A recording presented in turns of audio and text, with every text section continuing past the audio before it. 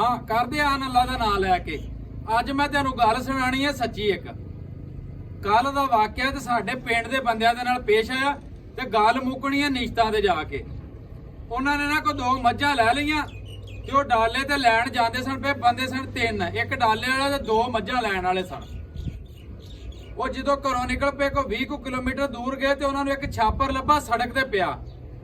ਉਹ ਡਾਲੇ ਵਾਲੇ ਨੇ ਖਿਲਾਰਿਆ ਤੇ ਕਹਿੰਦਾ ਯਾਰ ਚੁੱਕ ਲਈਏ, ਇਹਦੇ ਵਿੱਚ ਕਿਸੇ ਦਾ ਲੱਗਦਾ ਸਮਾਨ ਹੈ ਤੇ ਸਮਾਨ ਵਾਲਾ ਛਾਪਰ ਡਿੱਗਿਆ।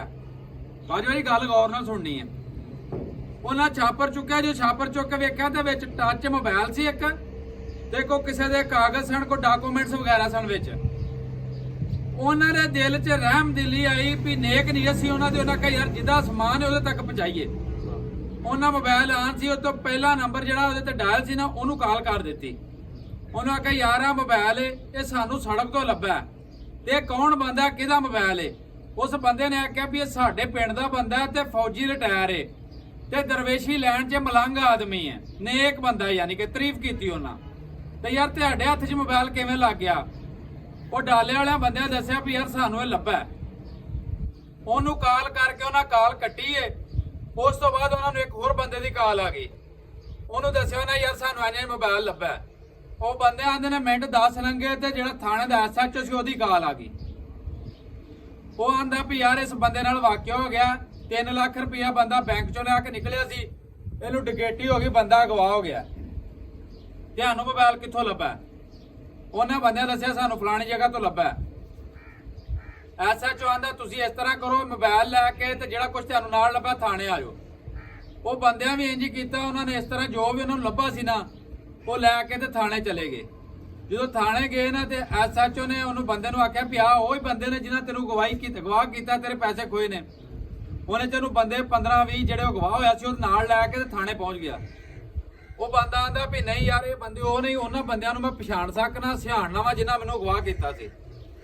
ਤੇ ਗੱਲ ਇਹ ਵੀ ਉਹਨਾਂ ਬੰਦਿਆਂ ਨੂੰ ਉਹਨੇ ਛੱਡ ਦਿੱਤਾ। 1 ਰੁਪਈਆ ਵੀ ਉਹਨਾਂ ਦਾ ਨਾ ਖਰਚਾ ਆਇਆ, ਨਾ ਉਹਨਾਂ ਨੂੰ ਕੋਈ ਪਰੇਸ਼ਾਨੀ ਬਣੀ, ਕਿਉਂਕਿ ਉਹਨਾਂ ਬੰਦਿਆਂ ਦੀ ਨੀਅਤ ਨੇਕ ਸੀ। ਉਹਨੇ ਆਖਿਆ ਵੀ ਜਿਹਦਾ ਹੱਕ ਹੈ ਨਾ ਉਹਦਾ ਹੱਕਦਾਰ ਤੱਕ ਪਹੁੰਚਣਾ ਚਾਹੀਦਾ।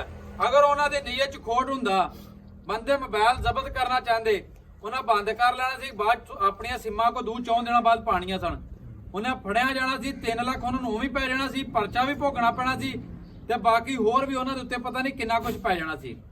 ਮੈਂ ਸਲਾਮ ਕਰਨਾ ਉਸ ਬੰਦੇ ਨੂੰ ਕਿ ਜਿਹਨੇ ਆਖਿਆ ਵੀ ਇਹ ਮੇਰੇ ਚੋਰ ਨਹੀਂ, ਤੇ ਬਾਕੀ ਉਹਨਾਂ ਨੂੰ ਵੀ ਸਲਾਮ ਕਰਨਾ ਜਿਨ੍ਹਾਂ ਦੀ ਨੀਅਤ ਅੱਛੀ ਸੀ, ਜਿਨ੍ਹਾਂ ਸੋਚਿਆ ਵੀ ਉਹਦਾ ਹੱਕ ਹੈ, ਹੱਕਦਾਰ ਤੱਕ ਹੱਕ ਪਹੁੰਚਣਾ ਚਾਹੀਦਾ। ਬਿਲਕੁਲ ਸ਼ਾਹ ਸਾਹਿਬ ਗੱਲ ਇਹ ਹੈ। ਅਸੀਂ ਵੇਖੋ ਨਾ ਇੱਕ ਰੋਜ਼ਾ ਰੱਖਨੇ ਆ ਤੇ ਅਸੀਂ ਸ਼ਾਮ ਤੱਕ ਮੂੰਹ ਬੰਨ ਕੇ ਬੈਠੇ ਹੁੰਨੇ ਆ ਕਿ ਖਜੂਰ ਦਾ ਟੁਕੜਾ ਜਿਹੜਾ ਨਾ ਉਹ ਵੀ ਸਾਡੇ ਅੰਦਰ ਨਾ ਜਾਵੇ। ਯਾਨੀ ਕਿ ਇੰਨਾ ਅਸੀਂ ਹਿਸਾਬ ਕਿਤਾਬ ਇਹ ਰੱਖਨੇ ਆ ਵੀ ਨੀਅਤ ਸਾਡੀ ਰੋਜ਼ੇ ਦੀ ਨਾ ਟੁੱਟ ਜਾਏ, ਸਾਡਾ ਰੋਜ਼ਾ ਖਰਾਬ ਨਾ ਹੋਵੇ। ਅੱਜ ਅੱਲਾ ਦੀ ਰਜ਼ਾ ਵਾਸਤੇ, ਅੱਲਾ ਦੀ ਰਜ਼ਾ ਵਾਸਤੇ ਹੁੰਦਾ। ਤੇ ਅਸੀਂ ਉੱਥੇ ਕੀ ਕਰਨੇ ਆ ਵੀ ਅਸੀਂ ਵੇਖ ਲਓ ਹਕੂਕਨ ਬਾਤ ਦਾ ਖਿਆਲ ਨਹੀਂ ਰੱਖਦੇ। ਅਸੀਂ ਭਰਾਵਾਂ ਦਾ ਹੱਕ ਖਾਈ ਜਾਂਦੇ ਆ। ਨਹੀਂ ਸਾਨੂੰ ਕੋਈ ਪਤਾ ਅੱਲਾਹ ਤਾਲਾ ਨੇ ਫਰਮਾਇਆ ਕਿ ਮੈਂ ਹਕੂਕਨ ਬਾਤ ਜਿਹੜਾ ਮਾਫ ਨਹੀਂ ਕਰਨਾ। ਜਿਹੜੇ ਅੱਲਾ ਦੇ ਹਕੂਕਨ ਅੱਲਾ ਉਹ ਅੱਲਾ ਮਾਫ ਕਰ ਦੇਗਾ, ਲੇਕਿਨ ਹਕੂਕਨ ਬਾਤ ਅੱਲਾਹ ਤਾਲਾ ਨੇ ਮਾਫ ਨਹੀਂ ਕਰਨੇ। ਆ ਤੇ ਵੇਖ ਲਓ ਹਿਸਾਬ ਲਾ ਲਓ ਤੁਸੀਂ। ਮੈਂ ਨਾ ਵੀ ਸਾਡੇ ਆਪਣੇ ਹੀ ਨੇ, ਸਾਡੇ ਚੋਂ ਨੇ ਜਿਹੜੇ ਆਪਣੇ ਭਰਾਵਾਂ ਦਾ ਯਤੀਮ ਭਤੀਜਿਆਂ ਦਾ ਹੱਕ ਖਾਈ ਜਾਂਦੇ ਨੇ ਤੇ ਰੋਜ਼ੇ ਰੱਖੀ ਜਾਂਦੇ, ਭਾਜ ਮਸੀਤਾਂ ਵੜੀ ਜਾਂਦੇ ਨੇ। ਕੀ ਫਾਇਦਾ ਉਹਨਾਂ ਮਸੀਤਾਂ 'ਚ ਵੜਨ ਦਾ, ਰੋਜ਼ੇ ਰੱਖਣ ਦਾ? ਕੋਈ ਹੈ ਫਾਇਦਾ ਭੁੱਖੇ ਮਰਨ ਦਾ? ਉਹ ਅੱਲਾ ਦੇ ਉਹ ਬੰਦਿਓ, ਤੁਸੀਂ ਹਕੂਕਲ ਬਾਤ ਦਾ ਖਿਆਲ ਰੱਖੋ। ਤੁਸੀਂ ਗੋਸ਼ਤ ਖਾਂਦੇ ਹੋ, ਘਰ ਦਾ ਹਮਸਾਇਆ ਤੁਹਾਡਾ ਭੁੱਖਾ ਮਰਨ ਡਿਆ ਤੁਹਾਡੇ ਨਾਲ, ਤੁਹਾਡੇ ਕਿਸ ਕੰਮ ਦਾ ਉਹ ਖਾਣਾ ਬਈ? ਨਹੀਂ ਕਿਸੇ ਕੰਮ ਦਾ ਨਹੀਂ। ਗੱਲ ਇਹ ਵੀ ਨੀਅਤ ਨੇਕ ਹੋਵੇ ਨਾ ਤੇ ਅੱਲਾਹ ਪਾਕ ਢੋਲ ਆਂਦਾ, ਜਿਵੇਂ ਕੱਲ ਉਹਨਾਂ ਦਾ ਲੱਗਾ। ਅੱਜ ਜਿਵੇਂ ਉਹਨਾਂ ਦਾ ਢੋਲ ਲੱਗਾ, ਵੇਖ ਲਓ ਅੱਲਾਹ ਤਾਲਾ ਨੇ ਉਹਨਾਂ ਦੇ ਕਰਮ। ਮੈਂ ਇਸ ਤੋਂ ਕਰ ਕਹਿਣਾ ਵੀ ਆਪਣੇ ਨੀਤਾਂ ਜਿਹੜੀਆਂ ਨੇ ਸਾਫ਼ ਰੱਖੋ। ਹਾਂ ਨੀਤਾਂ ਸਾਫ਼ ਰੱਖੋ ਬਸ। ਬਾਕੀ ਅੱਲਾਹ ਤੇ ਛੋੜ ਦਿਓ। ਹਾਂਜੀ ਕਦੀ ਵੀ ਤੁਹਾਨੂੰ ਕਿਸੇ ਮੈਦਾਨ 'ਚ ਵੀ ਹਾਰ ਨਹੀਂ ਹੋਏਦੀ, ਕਦੀ ਵੀ ਪਰੇਸ਼ਾਨੀ ਨਹੀਂ ਹੋਏਦੀ। ਜ਼ਿਹਨ ਰੱਖੋ ਹੱਕ ਹਲਾਲ ਦਾ, ਹਾਂਜੀ, ਤੇ ਕਿਸੇ ਦਾ ਹੱਕ ਨਾ ਖਾਓ। ਹਮੇਸ਼ਾ ਸਚਾਈ ਦੀ ਜਿਹੜੀ ਬੁਨਿਆਦ ਹੈ ਨਾ ਉਹ ਚੰਗੀ ਰਹਿਣੀ ਬਸ। ਤੇ ਬਾਕੀ ਮੇਰੀ ਦੁਆ ਹੈ ਵੀ ਹਮੇਸ਼ਾ ਹੱਸਦੇ ਰਹੋ, ਵਸਦੇ ਰਹੋ। ਅਗਰ ਰਹੀ ਜ਼ਿੰਦਗੀ ਤਾਂ ਫਿਰ ਜ਼ਰੂਰ ਮਿਲਾਂਗੇ ਇਨਸ਼ਾਅੱਲਾ।